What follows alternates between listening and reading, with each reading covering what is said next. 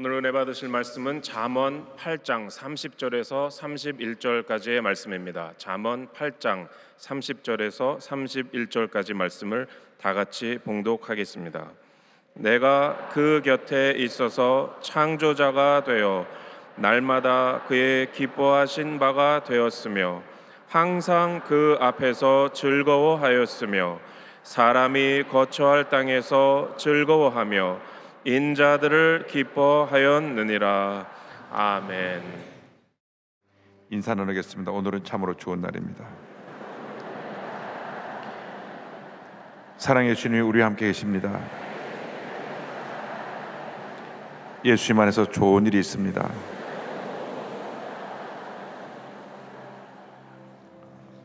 대한민국은 세계 유일의 분단 국가입니다. 이 제2차 세계대전 이후에 나누어진 나라 가운데 다른 모든 나라는 다 합쳐졌고 우리 대한민국만 남과 북으로 나눠져 있습니다. 내년이 되면 1000만 이상 가족을 낳고 100만 이상이 희생되었던 6.25 전쟁이 시작된 지 70년이 되는 해입니다. 10년이 지났지만은 어떻게 보면 늘 통일을 얘기했지만 통일은 점점 더 멀어져 가고 있는 것이 아닌가 그런 생각을 합니다. 이는 힘으로도 능으로도 되지 아니할 것입니다. 우리가 기도할 때 성령의 능력으로 말미암아 복음 통일이 가능하게 될 줄로 믿습니다. 저에게서 매년 6.25 전쟁 참여한 참전 용사들을 감사하는 시간을 갖는데 보니까 점점 숫자가 줄어서 더 이상 우리가 감사패를 드리고 고마움을 표현할 분들이 이제 없어졌습니다.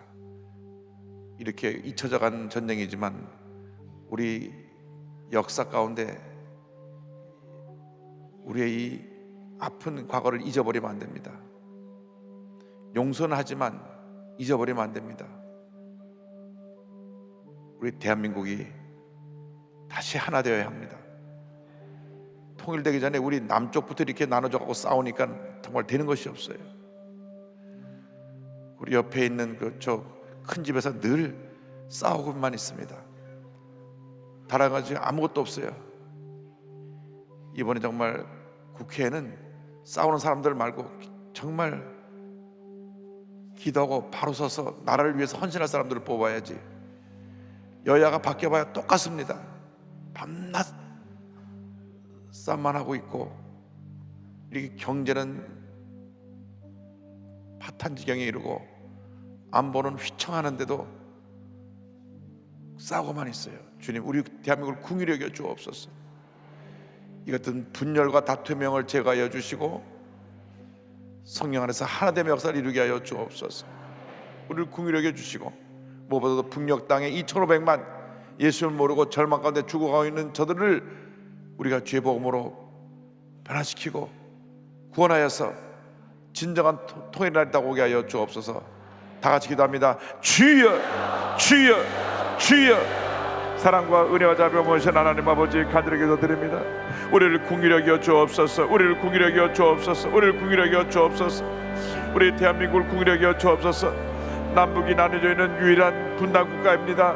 지금도 북한은 주여 어떻게 하든지 조카 통일을 하려고 핵무기를 포기하지 아니하고 하나님 아버지 전쟁 준비를 끈을 놓지 않고 있는 저들을 주님이여 역사 잡게 하여 주셔서 저들이 그 잘못된 망상에서 깨어나게 하여 주시고 하나님 아버지 진정한 화해로 하나님이여 우리 대한민국의 하나 되는 역사를 이루게 부탁하도록 은혜를 간절히 바라고 원합니다. 남남 갈등이 심화해졌습니다. 치고 받고 싸우는 싸움만 계속되고 있는 주님이여 우리 대한민국을 긍휼히 여겨 주옵소서. 나와 다르면 다 적이 되어서 돌을 들어 던지는 이 같은 안타까운 현실을 긍휼히 여겨 주옵시고 하나님 아버지 함께하여 주셔서 우리 대한민국의 하나됨의 역사를 이루게 하여 주옵소서. 주님이여 정교 655 예배 처소와 일본과 홍콩 베트남에서 영상을 함께 통해 예배드리는 주님에게 백성들과 굿TV를 통하여 또 TV와 인터넷 방송을 통하여 모바일에서 예배드리는 동아 예배드리는 종들에게까지 주님 함께 하시 역사하여 주옵소서. 오 주님 역사하여 주옵소서. 우리를 긍휼하게 역사함께 하여 주옵소서. 주의 은혜 가운데 하나님 모든 문제를 해결하고 주님의 가운데 하나님의 놀라운 기적을 체험하는 저희 모두 들어 그래 내려 주옵소서. 주여 우리들의 간절한 기도를 들어주시고 응답을 역사하여 주옵소서. 주여 우리의 기도를 들어 응답하시고 역사하여 주옵소서. 우리를 긍휼히 여겨 주시옵소서. 주께로 가까이 주께로 가오니 나의 갈 길 나가도록 나와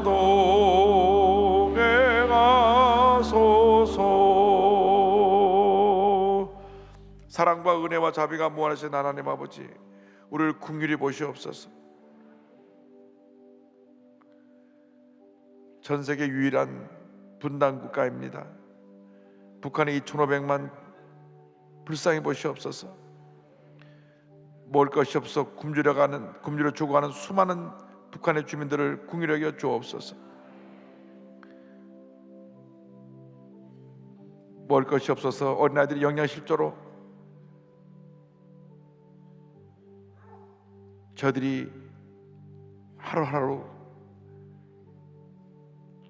살아가고 있는 그 불쌍한 어린이들을 긍휼히 여겨 주시고 은혜를 내주셔서 속히 예수 그리스도의 사랑으로 남북이 통일된 날이 다가오게 하여 주옵소서. 우리나라를 지키기 위해서 69년 전 일어났던 6.25 전쟁에서 피를 흘린 많은 우리들의 부모님 세대의 귀한 분들의 희생을 잊지 않게 하여 주시고 전 세계 미국을 중심으로 하여 17개국의 용사들이 와서 피를 흘려 이 나라를 지킨 그 은혜를 잊지 않게 하여 주옵소서. 우리가 그리스도의 복음을 받아들여 이렇게 부흥한 나라가 되고 복받은 나라가 되었는데 그 은혜 감사하지 못하고 그저 하루가 멀다고 싸우고 또 싸우고 또 싸우고 나와 다르면 다 적이 되어서 돌을 들어 던지는 이 같은 안타까운 현실 속에서 주님 다시 대화합 사랑의 일치운동이 일어나게 하여 주옵소서. 더 이상 다투지 말게 하시고 사랑 안에서 하나 되어 위대한 대한민국을 건설해 나갈 수 있도록 주님 은혜 내려 주옵소서. 저들 마음 가운데 사랑과 화합의 마음을 불어넣어 주옵소서. 예수님의 이름으로 기도 올리옵나이다. 아멘. 나의 영원하신 기업 생명보다 귀하다. 나의 갈 길 나가도록 나와 동행하소서.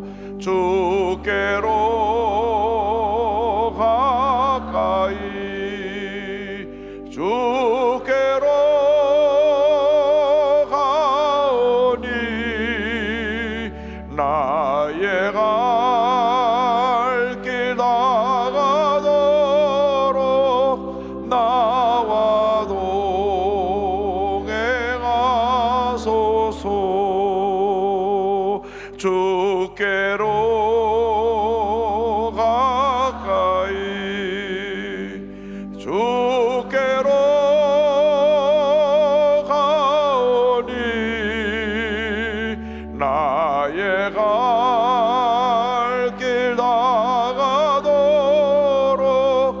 나와 동행하소서.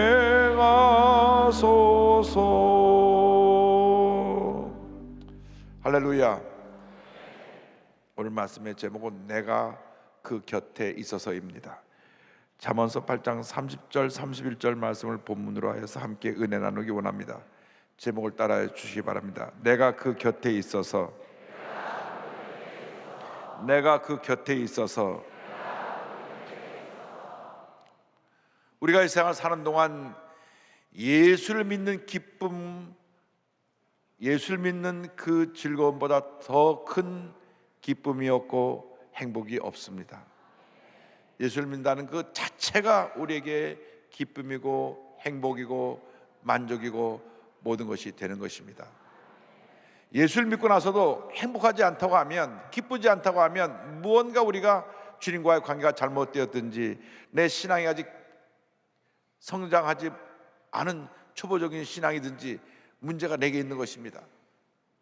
내 일생일대 예수를 믿었다고 하는 것은 큰 기쁨이요 축복이요 은혜입니다. 그래서 예수를 믿고 나서 우리가 늘 기쁘고 감사한 삶을 살아야 하는 것입니다. 오늘 잠언서를 보면 그와 같은 삶을 사는 비결을 말씀해 주고 있습니다. 첫째로 그와 같은 삶을 살려면 주님과 동행하는 신앙으로 무장하여야 합니다.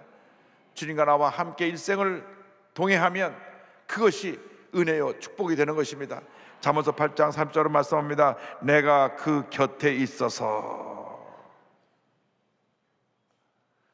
누군가 내가 든든히 믿고 의지할 사람이 늘 곁에서 항상 그분과 동행한다고 하면 그것이 내 마음에 얼마나 기쁨을 주고 위로함을 주고 행복함을 가져다 주는지 모릅니다. 그런데 주님이 늘 내 곁에 있어서 나와 동행하시니 이 얼마나 큰 기쁨이겠습니까? 그러한 은혜와 기쁨이 여러분 모두에게 넘쳐나기를 바랍니다. 잠언서 8장은 특별히 하나님의 지혜에 대해서 말씀합니다. 지혜를 의인화해서 설명하고 있는데 이 지혜는 태초부터 하나님과 함께 계셨고 하나님의 창조사역에 참여했고 하나님의 기쁨이 되었습니다. 이 지혜를 요한복음 1장에 가면 말씀이라고 표현합니다. 요한복음 1장 1절 3절입니다. 태초에 말씀이 계시니라. 이 말씀이 하나님과 함께 계셨으니 이 말씀은 곧 하나님이시니라. 그가 태초에 하나님과 함께 계셨고 만물이 그로 말미암아 지은 바 되었으니 지은 것이 하나도 그가 없이는 된 것이 없느니라. 이 말씀은 바로 예수 그리스도이십니다. 예수님은 하나님이시지만 결코 홀로 서기를 하지 않으시고 언제나 성부 하나님과 함께 일하셨습니다. 함께 세상을 창조하시고 함께 우리를 돌보시고 성부 하나님과 함께 구원 사역을 이루기 위해서 역할 분담을 하셔서 이 땅에 내려오셔서 육신의 몸을 입고 33년 반을 지내신 후에 온 인류의 죄를 짊어지고 십자가 달려 돌아가신 것입니다. 그래서 우리에게 구원의 문을 열어주셨습니다. 누군지 예수 믿기만 하면 그 순간 예수님의 영이신 성령이 우리 마음 가운데 오셔서 하늘나라 갈 때까지 우리와 동행하십니다. 그래서 우리는 주님의 은혜로 주님과 동행하는 삶을 살게 되는 것입니다. 여러분 절대 혼자가 아닙니다. 너무나 외롭고 힘들고 지치고 인생이 힘들어서 이제 다 포기해야 되겠다, 내 인생을 끝내야 되겠다 이렇게 생각하는 분이 혹 있을지 모르지만 절대 그러면 안 됩니다. 주님이 여러분과 함께하고 계신 것을 잊지 말아야 됩니다. 늘 주님께 바짝 붙어서 주님과 동행하며 살아가는 여러분 되기를 바랍니다. 사람들 많은 곳에 부모님과 함께 갔다가 손을 놓치는 순간 미아가 되는 것입니다. 절대 주님의 손을 놓으면 안 됩니다. 멀어지면 안 됩니다. 악한 수마귀는 어떻게 하든지 주님께로부터 멀어지게 하려고 하고 멀어지는 그 순간 우리를 팍 물어서 시험에 들게 하고 죄짓게 하고 상처받게 하고 잘못된 길로 가게 만드는 것입니다. 그렇기 때문에 우리는 바짝 붙어 있어야 됩니다. 어린아이가 부모의 손을 놓치는 순간 길을 잃어버린 것처럼 부모의 손을 꼭 붙잡고 그리고 계속 말해야 됩니다. 아빠 손 놓지 마, 손 놓지 마, 손 놓지 마. 그래 내가 너 손 꼭 붙잡고 갈게. 어떤 분들은 끈을 메고 아이에게 끈을 메고 끈을 끌고 조금 강하지도 않은데 끈을 메고 하는 거죠. 그런 것 같고요. 어쨌든 사람이 많으니까 뭐 끈이라도 매야죠. 그런데 중요한 것은 우리가 그 주님과 나와의 그 기도의 끈, 사랑의 끈을 절대로 놓치면 안 된다고 하는 것입니다. 성경을 보면 죽음을 보지 않고 천국에 올라간 두 사람이 있습니다. 근데 이 두 사람의 모습을 보면 주님을 기쁘시게 하는 삶을 살았고 믿음의 삶을 살았고 주님과 동행하는 삶을 살았습니다. 에녹이라는 사람에 대해서 설명합니다. 창세기 5장 22절 24절입니다. 무드셀라를 낳은 후 300년을 하나님과 동행하며 자녀들을 낳았으며 그는 365세를 살았더라. 에녹이 하나님과 동행하더니 하나님이 그를 데려가심으로 세상에 있지 아니하였더라. 이 에녹과 엘리야가 있는데, 엘리야는 갈멜산상에서 바알과 아세라 선지자 850명을 대적하여 승리하고 하늘에서 불이 떨어지게 하고 회리 바람을 타고 하늘나라로 올라간 위대한 하나님의 선자요. 이 에녹에 대해서는 그런 설명이 없습니다. 단지 설명에 나오는 내용의 전부는 하나님과 동행하였더라. 하나님과 동행하였더라. 죄악이 만연한 세상 속에 죄에 물들지 아니하고 죄악 세상을 따라가지 아니하고 하나님과 동행하여 주님을 기쁘시게 하는 삶을 살았습니다. 히브리서에 가니까 그 하나님과 동행하는 삶을 믿음으로 하나님을 기쁘게 하는 삶이었다고 설명합니다. 히브리서 11장 5절입니다. 믿음으로 에녹은 죽음을 보지 않고 옮겨졌으니 하나님이 그를 옮기심으로 다시 보이지 아니하였느니라. 그는 옮겨지기 전에 하나님을 기쁘시게 하는 자라 하는 증거를 받았느니라. 믿음의 사람이 되어서 하나님을 기쁘시게 해드리는 여러분 되기를 바랍니다. 학교에서 학생이 선생님의 마음을 기쁘게 해서 선생님의 칭찬을 받으면 얼마나 기분이 좋은지 몰라요. 선생님이 날 인정해 주신다. 집에서 부모님께 인정받는 것이 얼마나 큰 기쁨인지 모릅니다. 그런데 그보다 더 중요한 것은 사람에게 인정받는 것보다 하나님께 인정받는 것입니다. 하나님을 기쁘시게 하는 여러분 되기를 바랍니다. 어떤 문제가 다가오고 어려움이 다가와도 절대로 흔들리지 말고 시험에 들지 말고 뒤로 물러서지 말고 주님과 동행하여 승리하는 삶을 살기를 바랍니다. 요셉은 형들에게 미움을 받아서 17살 때 노예로 팔려갔지만 그가 13년 동안 고난의 시간을 겪는 동안에 주님과 동행했습니다. 절대로 주님으로부터 멀어진 적이 없었습니다. 그래서 성경은 이렇게 설명합니다. 창세기 39장 2절로 3절에 야훼께서 요셉과 함께 하심으로 그가 형통한 자가 되어 그의 주인 애굽 사람의 집에 있으니 그의 주인이 야훼께서 그와 함께 하심을 보며 또 야훼께서 그의 범사에 형통하게 하심을 보았더라. 노예로 팔려갔어도 하나님과 동행하니까 하나님이 형통케 하셨더라. 그 다음에 억울하게 누명쓰고 감옥에 갑니다. 감옥에 간 이후에 설명이 나옵니다. 39장 20절 21절에 요셉이 옥에 갇혔으나 야훼께서 요셉과 함께 하시고 그에게 인자를 더하사 간수장에게 은혜를 받게 하시매, 하나님이 함께 하신 모습을 교도소장이 보고 감동을 받았어요. 23절로 설명합니다. 간수장은 그의 손에 맡긴 것을 무엇이든지 살펴보지 아니하였으니 이는 야훼께서 요셉과 함께 하심이라. 야훼께서 그를 범사에 형통하게 하셨더라. 하나님이 함께 하시면 우리는 형통한 삶을 살게 되는 것입니다.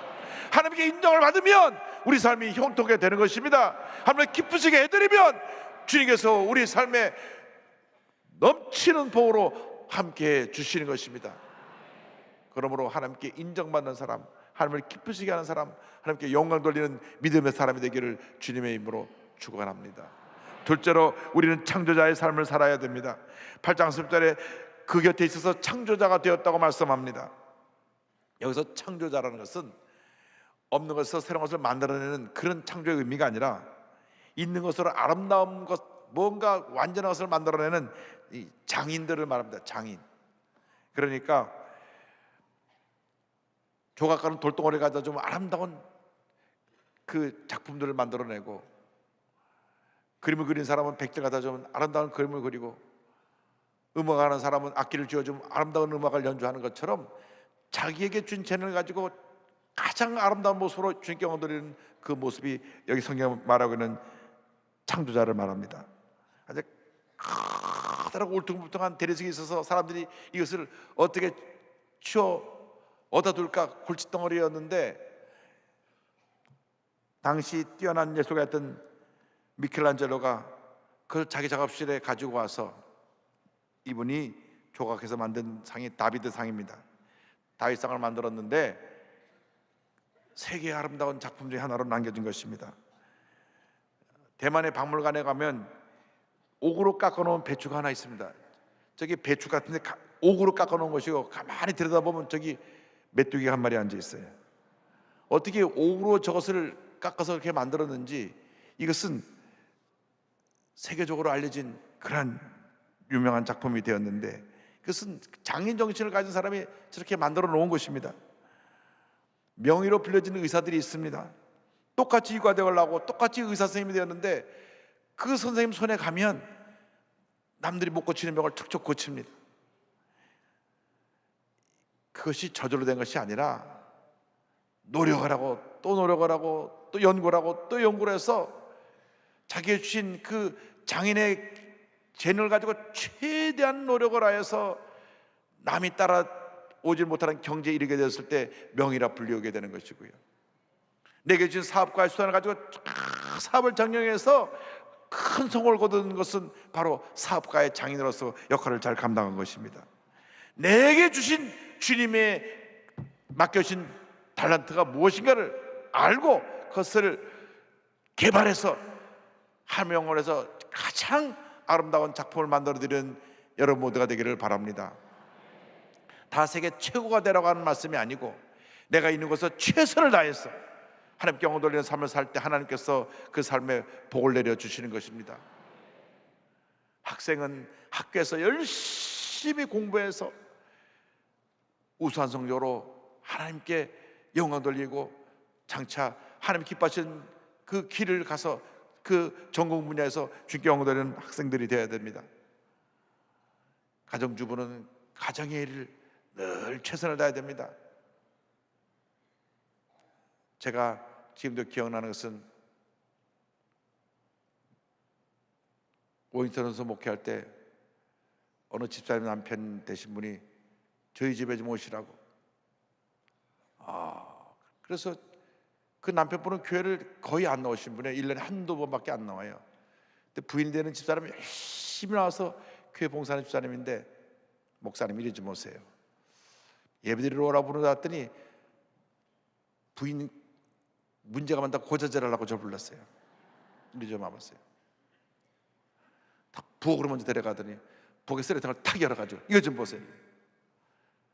그 쓰레기통 안에 음식들이 막 들어가 있는데 갈비고 밥이고 막 들어가 있어요. 이거 보세요. 이게 음식을 갖다 많이 하고 3분지도 하고 이게 밤낮 3분지는 다 버립니다. 제가 출근할 때 양말 하나 안 챙겨나고 어느 날 양말 신었는데 빵꾸 하나 챙겨나고 열받아가 하루 종일 씩씩거리고 있었습니다. 딸 둘이 있는데 꼭 이 딸 둘을 갖다가 세계에서 가장 아름다운 공주로 만들어내보는 것이 아니라 완전히 쓰레기장에서 나온 애들처럼 거지처럼 해갖고 내보냅니다. 그리고 교회 집사라고 그렇게 교회 봉사 말이 됩니까, 목사님? 예, 잘못했습니다. 제가 교육을 잘못해서 그렇습니다. 난 그렇게 그냥 남편 되신 집사람한테 야단맞기 처음입니다.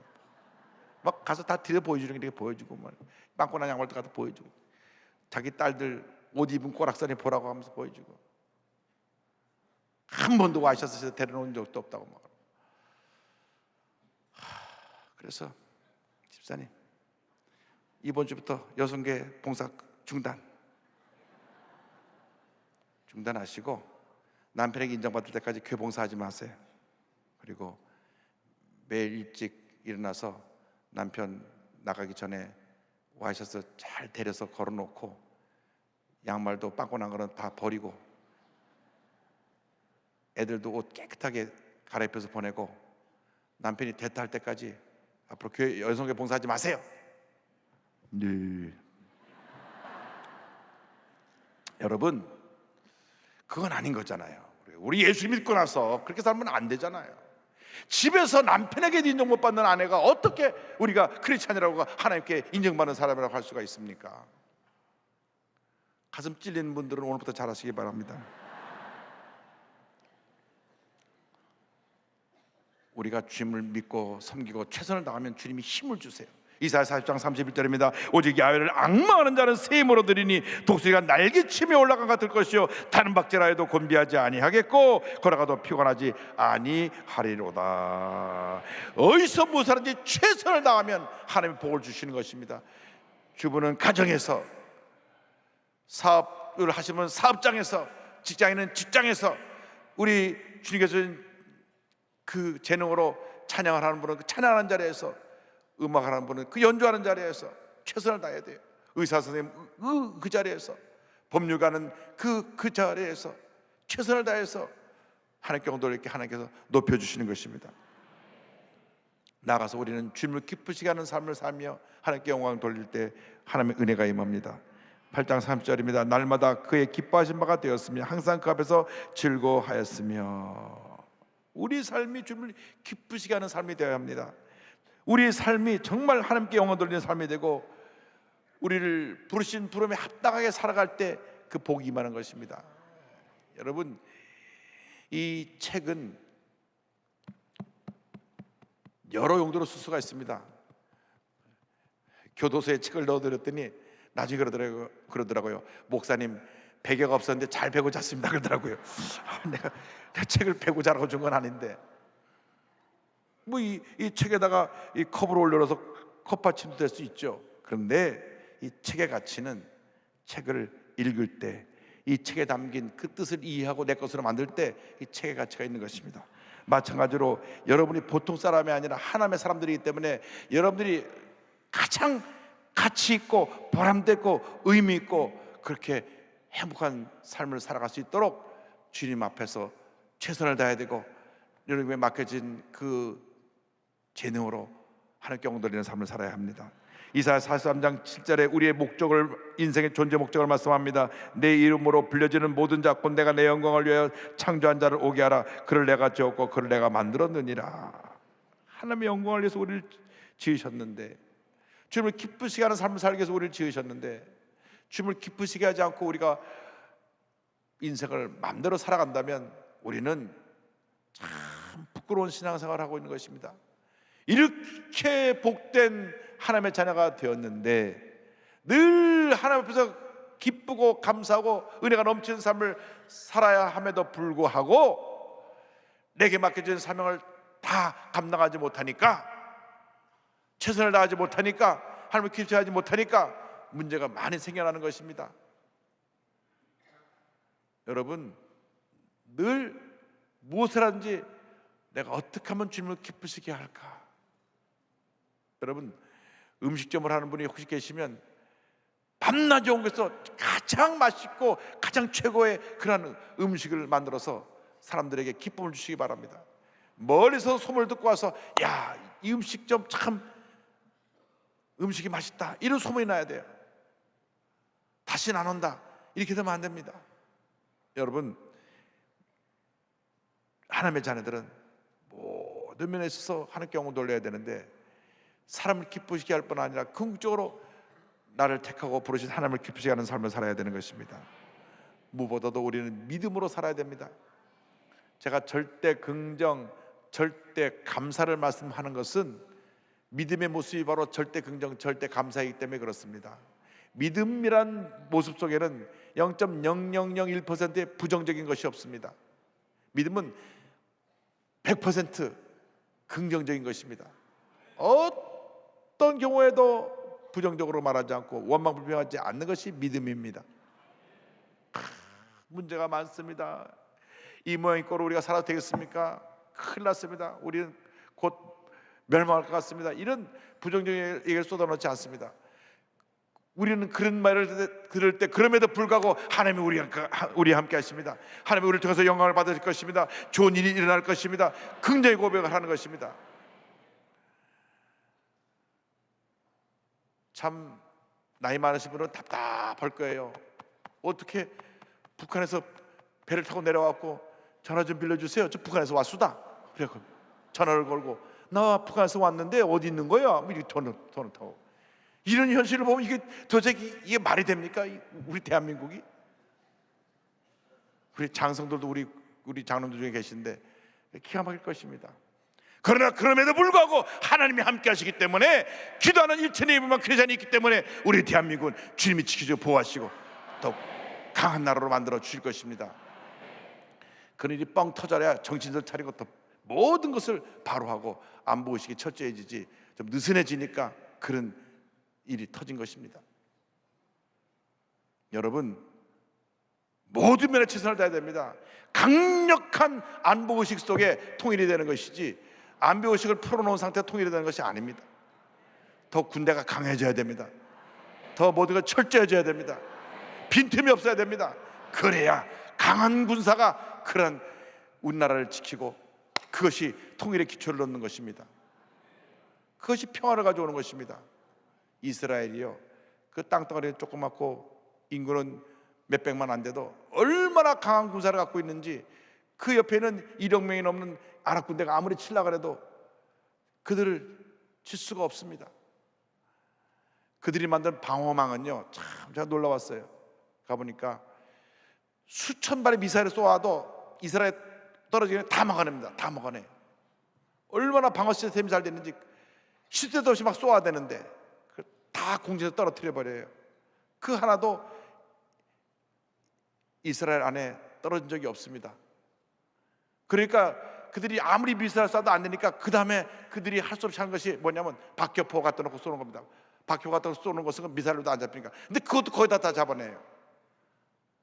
그만큼 철저하게 나라를 지키고 강한 군사를 갖고 있기 때문에 주변 나라에서 손을 내지 못하고 그 나라의 평화가 유지되는 것입니다. 우리 대한민국이 이와 같은 강한 군사력을 통해서 평화가 유지되고 통일의 시대가 열리기를 바랍니다. 히브리서 11장 6절입니다. 믿음이 없이는 하나님을 기쁘시게 하지 못하나니 하나님께 나아가는 자는 반드시 그가 계신 곳과 또한 그가 자기를 찾는 자들에게 상 주시는 이심을 믿어야 할지니라. 믿음의 사람이 되기를 바랍니다.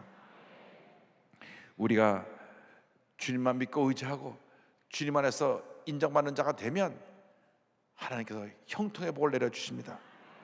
잠언서 8장 35절에 대저 나를 얻는 자는 생명을 얻고 야훼께 은총을 얻을 것임이니라. 우리가 주님을 믿고 의지하면 생명을 얻게 되고 하나님께로부터 은총을 받게 되는 것입니다. 작년 기준으로요, 기업이 생겨나서 71년 동안 단 한 번도 매출이 줄지 않은 회사가 있어요. 71년 동안. 칙필레라고 하는 그 전설적인 기업인데요, 미국의 패스트푸드 업계 아주 선두주자입니다. 이 칙필레라고 하는 집은 우리나라 말로 쉽게 말하면 햄버거 집인데요, 닭고기를 만든 햄버거 집인데, 이 칙필레 창업자 트레이트 캐시는 독실한 크리스찬입니다. 키가 작고 공부도 잘 하지 못하고 가난한 집에서 힘들게 어렵게 자랐습니다. 또 말도 더 못해요. 고등학교도 겨우 진학한 그런 사람입니다. 그런데 하나님이 그에게 사업가의 자질을 주셨어요. 가난했고 말도 더듬고 공부도 잘 못했는데 사업가의 수완이 있는 거예요. 사업가는 대학을 나오고 안 나오게 그게 중요한 거 아니에요. 사업가의 그 탁월한 재능만 가지고 있으면 정종 회장처럼 세계적인 재벌이 될 수가 있습니다. 어린 시절부터 코카콜라 병을 모아가지고 팔아서 돈을 모아가지고 그 생활 수단을 마련했고, 26살 때 조그만 식당을 열어서 요식업계를 시작한 이후에 애틀랜타에서 1967년에 이제 그 쇼핑센터에서 가게를 열게 되었는데, 자기 사업 계획 그 증명서에 이렇게 기록을 해서 계획서를 제출했습니다. 본 사업체를 믿고 방문하는 모든 이들에게 신실한 청기적 사명을 감당하고 모든 고객에게 선한 영향력을 끼쳐 하나님께 영광을 돌리기 위해서 존재한다. 자기 그 사업체 존재 목적을 그렇게 썼어요. 하나님께 영광 돌리기 위해서 이 사업체가 존재한다. 그리고 그렇게 설립 목적을 써놓은 것뿐 아니라 그걸 살면서 실천하는데, 가족과 직원들이 주일날 예배드려야 되니까 가장 매출이 많은 주일날 문을 닫고 주일날에는 영업을 하지 않습니다. 추수감사절 성탄절에도 문을 닫았습니다. 단 예외적으로 그저께 재난이 닥쳤을 때는 주일날에도 문을 열고 이재민들에게 무료로 샌드위치를 나눠주고 주님의 사랑을 실천하는 그런 기업인데, 직원들의 그 학업 지원을 위해서 1년에 학비 지원이 3,200만 달러, 약 370억 원을 학비 지원을 해줍니다. 1984년부터는 윈 쉐이프 재단을 만들어서 매년 18,000명 청소년들에게 여름 캠프를 제공해주고 있고요. 그래서 사람들이 말합니다. 요식업체가 주일날 문을 닫으면 회사의 매출이 떨어지고 장사가 안 될 텐데요. 오히려 주일날 문을 닫는데도 날마다 그 매출이 늘어나서 미국 전역의 2,300개 매장에서 약 8만 명의 직원을 고용하고 연매출 12조 원을 올리는 대기업이 되었습니다. 지난번에 제가 이 회사 본부에 가서 그 아들이 지금 이제 물려받아서 댄 캐시라고 하는 분이 지금 이 사업을 경영하고 있는데, 이 댄 캐시 이분 말이 되니까, 목사님 작년에 매출이 20%가 올랐고 순이익이 47%가 났습니다. 대단한 기업입니다. 근데 한국에 이제 이것을 열려고 왔는데, 한국의 큰 기업들을 만났더니 주일날 문 닫다니까 다들 그럼 못합니다. 뭐 신세계가 뭐가 다 뒤로 물러갔다 그래요. 이제 이 기업이 우리나라에 들어와서 사람들이 줄을 서게 되는 날이 오기를 바랍니다. 그 아버지 크리스토의 캐시가 이와 같은 고백을 했습니다. 나는 기독교와 좋은 사업이 충돌하는 것을 보지 못했다. 사람들은 사업과 기독교를 섞을 수 없다고 말한다. 하지만 나는 사업을 할 때 기독교 정신 외에는 다른 방법이 없다고 생각한다. 할렐루야. 하나님이 함께 하시기 때문에 불경기가 없는 것입니다. 하나님이 도와주기 때문에 날마다 그 사업이 번창하게 되는 것입니다. 그것이 그가 가진 장인 정신이었습니다. 이 기업은 오직 하나님의 영광을 위해서 존재한다. 할렐루야. 얼마나 많은 복을 받는 회사가 됐는지. 여러분, 이왕 예수 믿고 신앙생활 하는 동안에 잘 돼야죠. 잘 돼야죠. 여러분들이 주님을 기쁘시게 하는 그러한 기업을 운영하는 여러분 되기를 바랍니다. 또 하나님을 기쁘게 하는 그러한 직장인이 되기를 바랍니다. 주님을 기쁘게 하는 그러한 전문인이 되기를 바랍니다. 어디서 무엇을 하든지 여러분이 있는 곳에서 주님께 영광을 돌리고 하나님을 기쁘시게 하여 하나님을 감동시켜서 하나님의 큰 복을 받는 여러분 되시기를 주님의 이름으로 축원합니다. 축원합니다. 축원합니다. 기도하겠습니다. 사랑과 은혜와 자비가 무한하신 하나님 아버지, 우리의 삶이 주님을 기쁘시게 해드리는 삶이 되기 원합니다. 늘 주님과 동행하며 날마다 새로운 역사를 창조하고 믿음의 삶을 살아서 하나님을 감동시키고 사람들을 감동시키는 주님의 일꾼들이 다 되게 하여 주시옵소서. 예수님의 이름으로 기도 올리옵나이다. 아멘.